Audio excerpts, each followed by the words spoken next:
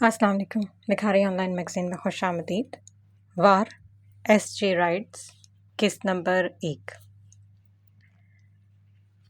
जी, तो राइटर्स की तरफ से कुछ बातें हैं कहानी के मुताबिक। ये कहानी शुरू होती है एक ऐसे दौर से जहाँ इंसान को लगता है कि सब खत्म हो गया। ठीक उस अंजाम से आगाज़ होता है उस कहानी का। बाज़ कहानियाँ इंसान की ज़िंदगी बदलने में मदद देती हैं। ये कहानी भी शायद इनमें से एक है। हर चीज़ को आप अपनी किस्मत में नहीं लिख सकते। कुछ चीज़ों को आप होने से नहीं रोक सकते। जब आप किस्मत के आगे नहीं लड़ सकते तो उन चीज़ों को छोड़ देना चाहिए जिन चीज़ों को आप चाहते हैं, जब वो आपकी किस्मत में है ही नहीं। और हर इंसान ये जानता है कि वो क्या पा सकता है और क्या नहीं। इसलिए उन चीज़ों की कदर करें जो आपके पास मौजूद हैं।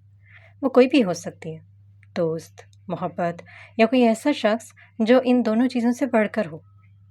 मैंने इस कहानी में किरदारों की भीड़ इकट्ठी नहीं की। ये कहानी का लिखने का मकसद सिर्फ एक है और एक ऐसा सबक है जिसको आपको खुद ढूंढना होगा। बाज़ औक़ात आप बढ़ते नहीं आगे ज़िंदगी में। एक ही जगह पर रुक जाने को आप सब्र का नाम दे देते हैं और यही आपकी सबसे बड़ी गलती है। और इन किरदारों को समझिएगा कि आपसे ये क्या कह रहे हैं।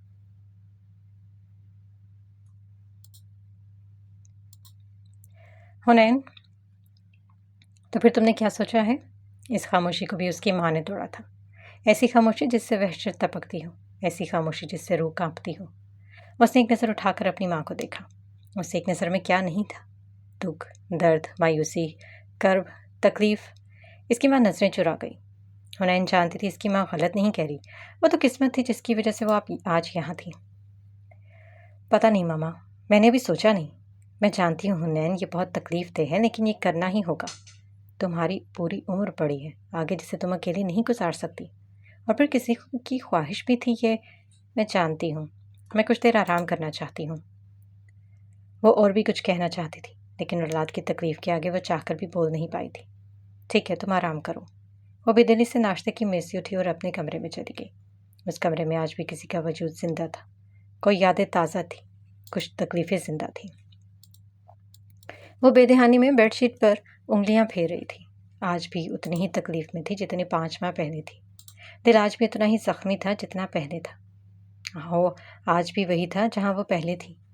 दिल लगी होती तो कुछ दिन लगते ठीक होने में, मोहब्बत होती तो महीने लगते ठीक होने में। लेकिन ये तो इश्क था, वो भी महरम का। वो इसकी आदी थी, और जब इश्क आदी हो जाए तो जिंदा रहना मुश्किल हो जाता है। बिल्कुल उसी तरह जिस तरह वो अपने महरम के बगैर अब जिंदगी गुजार रही थी। दिल था फटने के करीब, लेकिन वो क्या करती? उसके पास जीने की वजह थी। एक ऐसी वजह मौत के मुतरादिफ थी। उस वजह को जीने के लिए उसे कुछ दर्द और सहना था। एक आंसू इसकी गाल पर लुढ़क गया। फिर बरसात हुई, फिर वही तकलीफ हुई। अब इसके साथ इस ख्वाहिश को पूरा करना था जिसका वो वादा कर चुकी थी। ओकाशा, ओकाशा, कहाँ हो तुम? उसे ढूंढते ढूंढते उसके कमरे में आ गई थी। वो ओकाशा उसे जब कहती थी जब कोई काम होता था, वरना दिन भर में सिर्फ काशी कहती थी। कहाँ हो तुम? मैं कब से ढूंढ रही थी। बेसन से बड़े कपड़े बालों को जूड़े में कैद किए 2 लटें आगे आवारा बनी हुई थी। हाथ में चम्मच पकड़े वो इसके कमरे में दाखिल हुई। खैरियत? ओकाशा, मेरा एक काम कर दो, वो मासूम सी सूरत बनाते हुए बोली। वो जानती थी काम के लिए कैसी सूरत बनाई जाती है। हाँ बोलो, मुझे मार्केट से थोड़ा सामान ला दो। क्या? अभी थोड़ी देर पहले तो तुम्हारी लिस्ट पूरी करके मैंने ला दी थी। हाँ मैं जानती हूँ, लेकिन मैं एक चीज़ भूल गई। अगर वो नहीं डाली ना तो सूप खराब हो जाएगा। प्लीज़ ला दो ना। अगर ला कर नहीं दिया ना तो भूल जाना, मैं तुम्हें सूप दूंगी। मंगवा तो मैं कहीं से भी लूंगी। धमकी भी साथ तैयार थी। उसके हाथ का सूप तो क्या, बल्कि कुछ भी खाने को वैसे भी तैयार होता था, इसलिए जल्दी से बोला। अच्छा मैं ला देता हूँ, लेकिन सबसे पहले तुम मुझे दोगी। ठीक है, वो कहकर जल्दी से अपने काम में मसरूफ हो गई थी। आखिर वो एक शेफ़ थी, एक माहिर शेफ़। और ओकाशा जो अपने केस की सुनवाई की तैयारी में लगा था, वो अपना काम छोड़कर हुनैन के लिए मार्केट गया था। आखिर वो इसका कज़न था, और शायद कुछ और भी। एक हवेली जिसके मकीन कुछ ज़्यादा नहीं रहे थे, लेकिन कम भी नहीं थे। दिलावर मलिक के 2 बेटे और 1 बेटी, नज़र मलिक, फारिस मलिक और कशिश मलिक।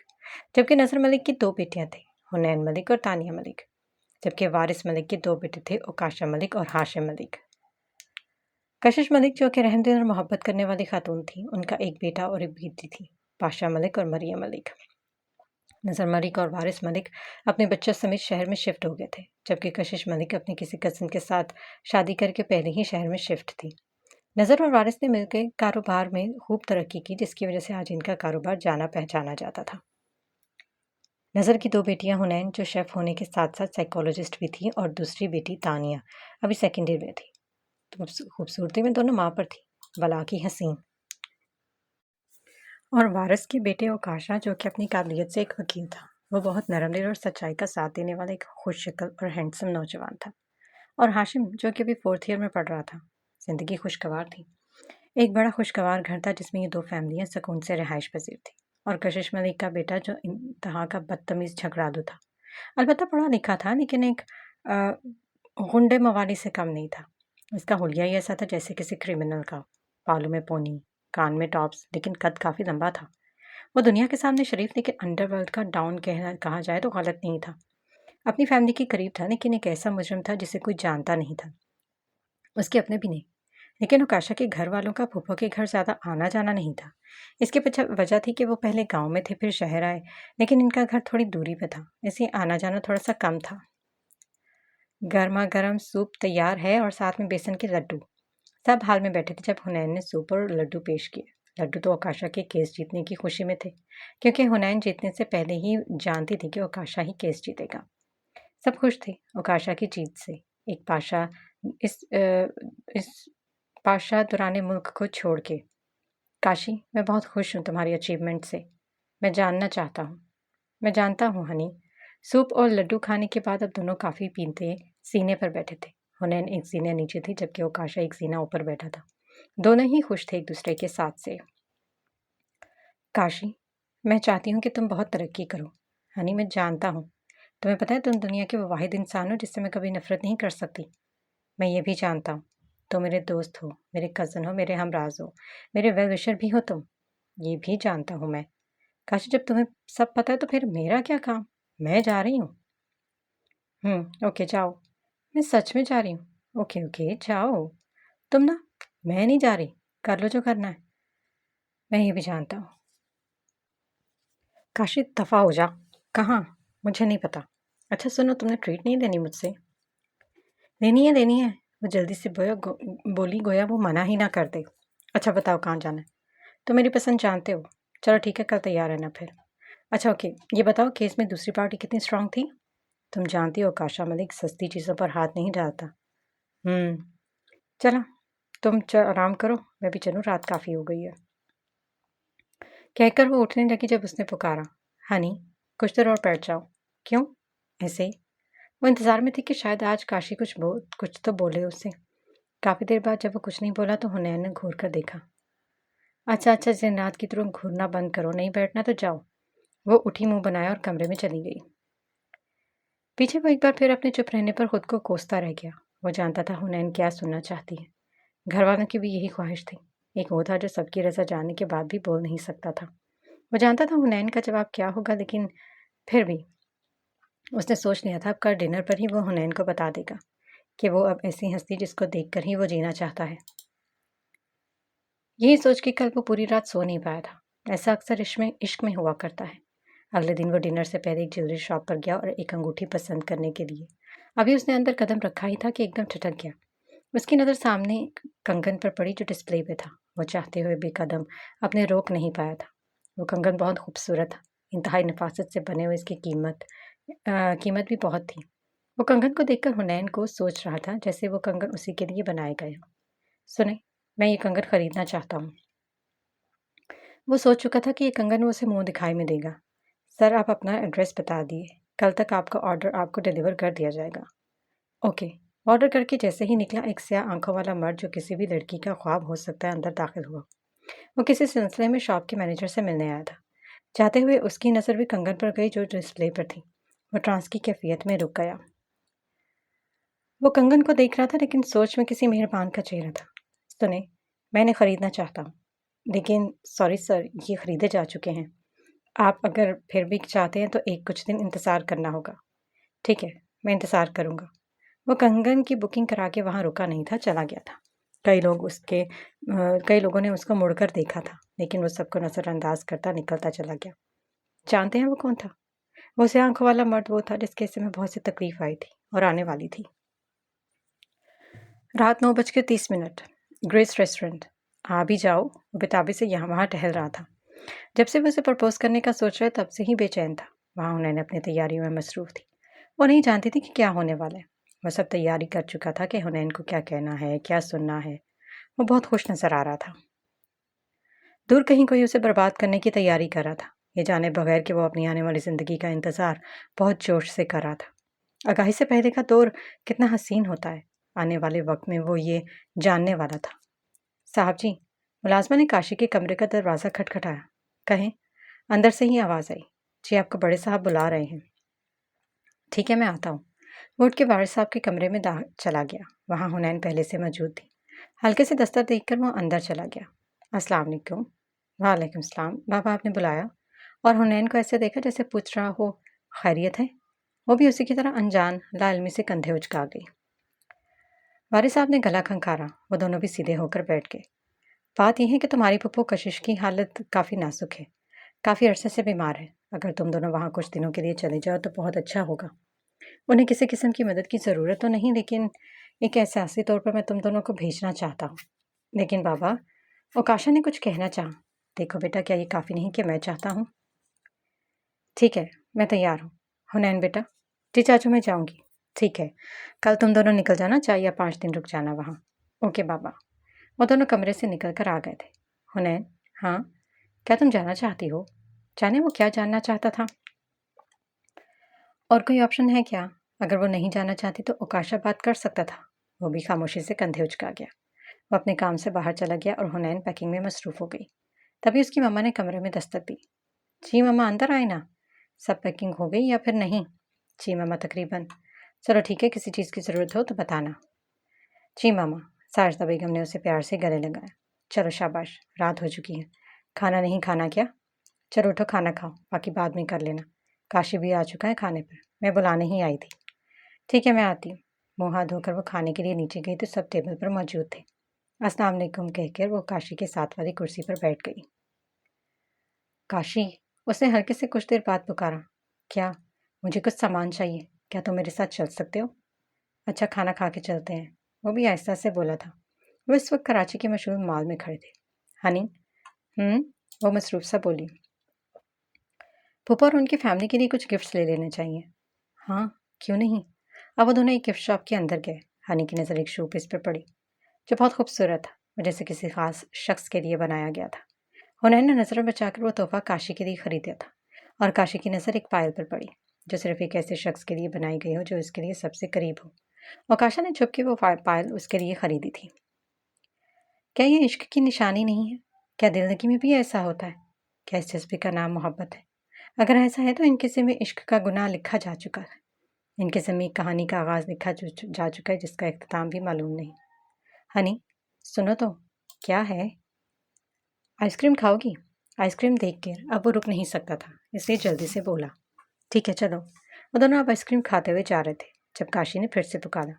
हनी, एक बात बताओ। पूछो। वो आइसक्रीम खाते हुए मसरूफ सा बोली। कभी ऐसा हुआ कि मैं तुमसे कुछ छुपाऊं, वो भी मजबूरी में, जिसका जान लेना तुम्हारे लिए ठीक ना हो? तुम्हारे लिए मैं वो छुपाऊं तो तुम क्या करोगी? मुझसे नाराज़ होगी या मेरी मजबूरी समझोगी? उसने एक नज़र उसकी तरफ देखा, फिर एक लंबा सांस लिया। देखो काशी, पहली बात ये कि मैं जानती हूँ तुम मुझसे कुछ भी नहीं छुपाओगे। अगर ऐसा हुआ तो मैं समझ जाऊंगी कि तुम्हारी मजबूरी है। ये ख्याल दिल से कि मैं निकाल दो कि मैं तुम्हें गलत समझूंगी। मैं हमेशा तुम्हारा साथ दूंगी। काशी कई लम्हे उसे बगौर सुनता रहा, फिर आगे हुआ बराह रास्त उसकी आंखों में देखा और सर्द लहजे में बोला। क्या तुम मुझे सारी उम्र के लिए जानना चाहोगी? एक लम्हे के लिए उसकी सांसें रोक गया था। क्या मतलब? वो हल्का सा मुस्कुराया। मतलब ये कि अब सारी उम्र तो तुम मुझे नहीं समझ सकती। हाँ, बड़े आए। मैं नहीं समझूंगी तो कौन समझेगा? वह जेरेला पड़पड़ाई। घर पहुंचने तक दोनों की नोकझोंक जारी थी। दूर कहीं आसमान में बादल के छुपा चांद खानदान के लिए मुस्कुरा रहा था और इनके बीच वो आंखों वाला मर्द इन्हें देखकर बेबसी से मुस्कुरा दिया। क्या वो मुस्कुरा के अपने हक की कोताही कर रहा था? यह उसका मुस्तकबिल भी उसके माजी की तरह स्याह था। उसकी बेबसी पे चांद भी बेबसी से मुस्कुराया। हनी, मेरी पैकिंग में मदद कर दो, काशी ने अब थक कर उसे कहा था।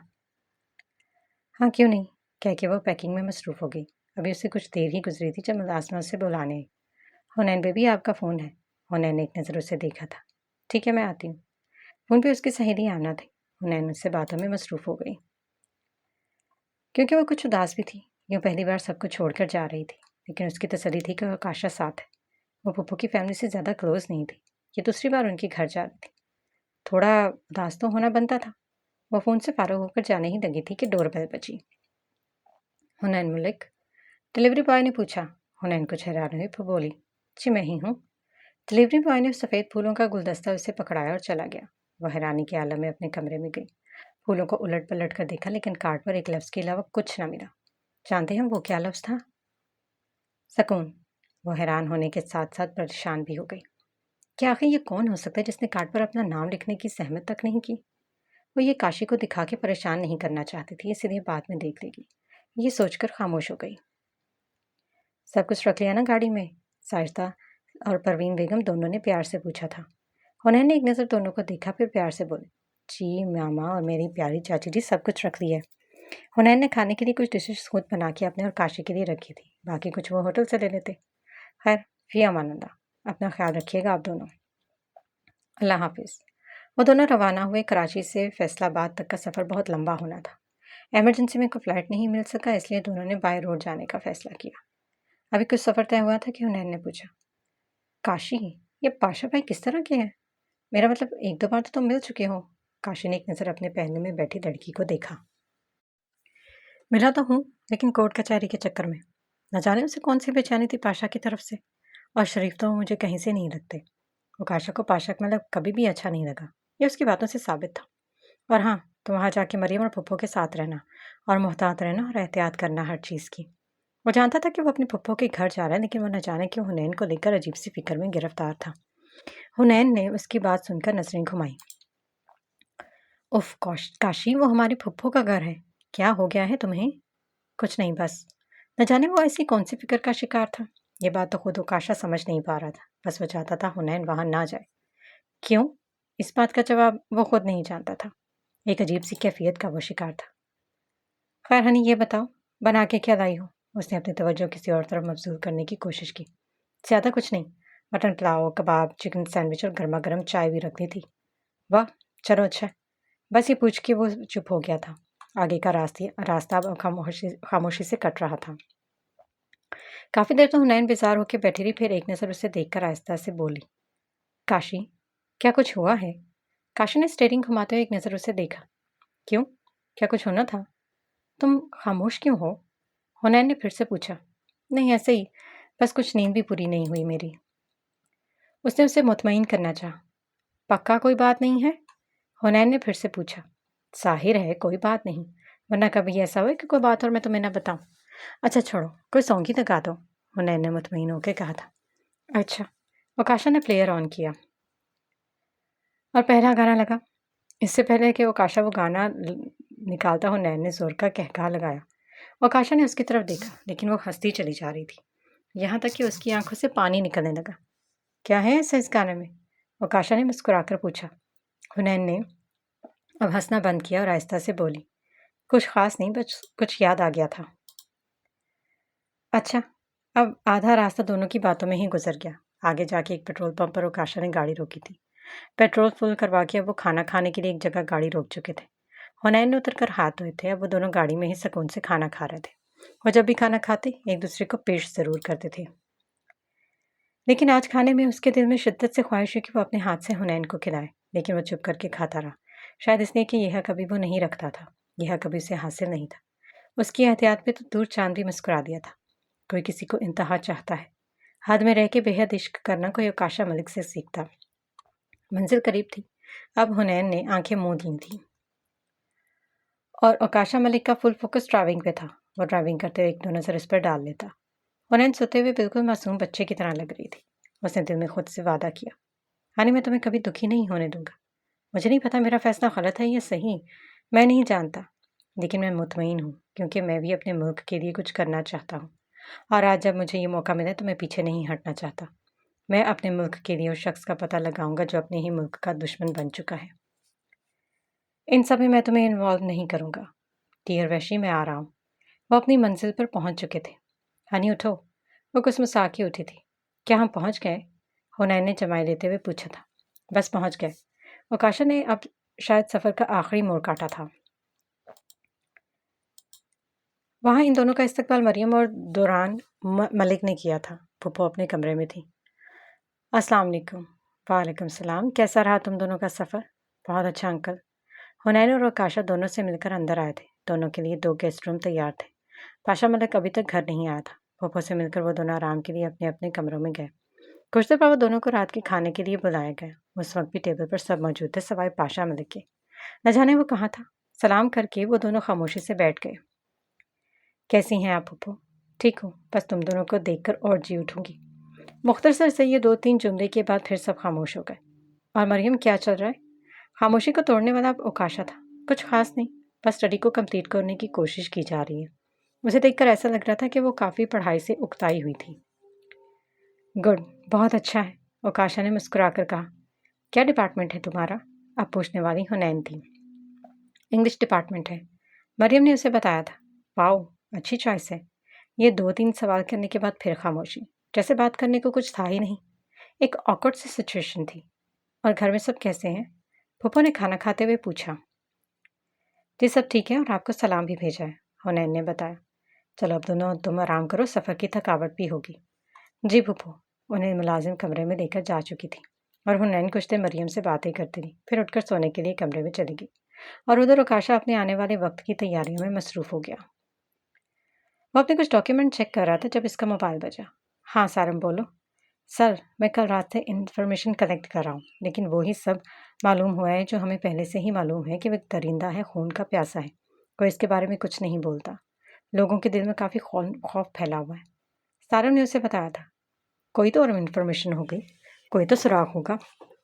वो ये सब कुछ क्यों करता है? कब से कर रहा है? कितनों को मार चुका है? सब इन्फॉर्मेशन चाहिए, वो भी कल तक। ठीक है सर, मैं कोशिश करता हूँ। कोशिश नहीं सारम, मुझे चाहिए, वरना। वो लफ्ज़ नहीं, धमकी थी और सारम समझ चुका था। हुनैन सो चुकी थी और ओकाशा पाशा से मिलना चाहता था।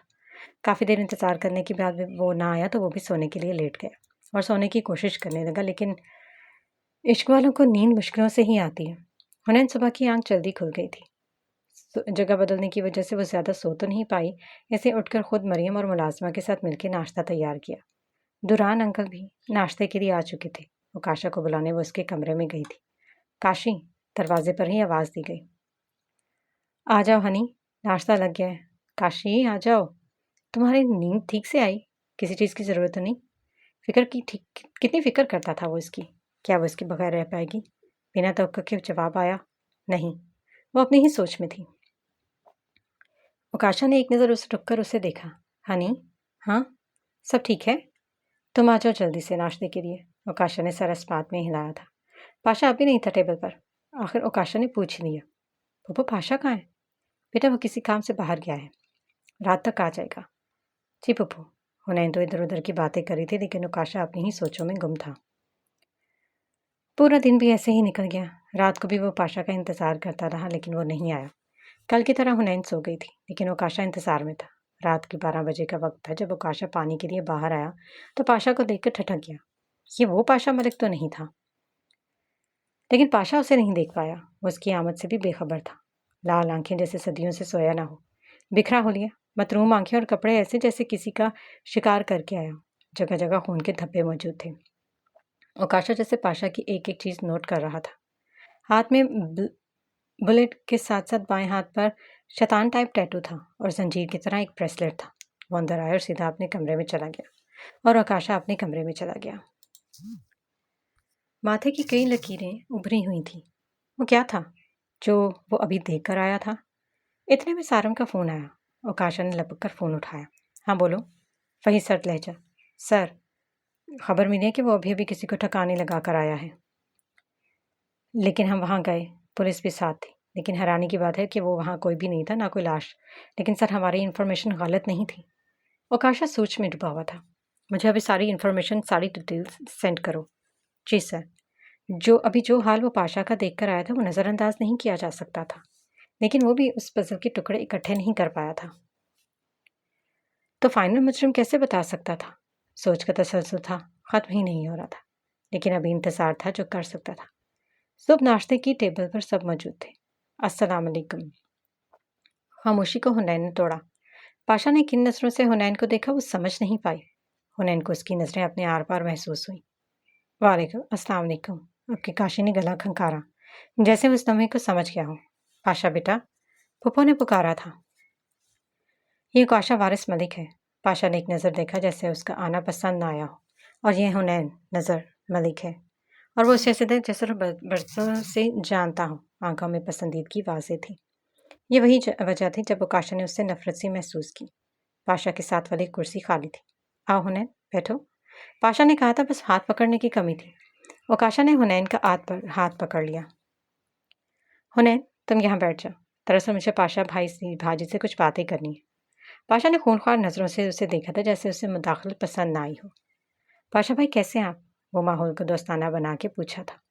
ठीक, एक लफ्ज़ी जवाब, वही सर्द और खुश्क लहजा। और क्या हो रहा है आजकल?